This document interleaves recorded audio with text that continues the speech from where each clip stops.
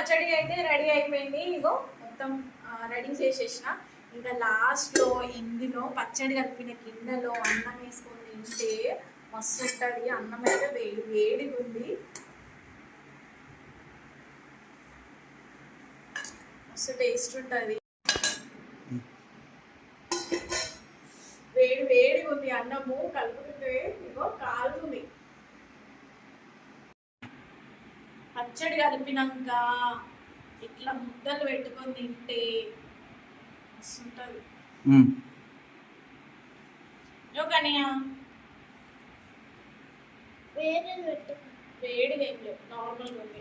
వేడంతా నేనే కలిపి నాకే చెయ్యంతా కాదు. ఎట్లుంది? బాగుంది, కరెక్ట్ సరిపోయిందా?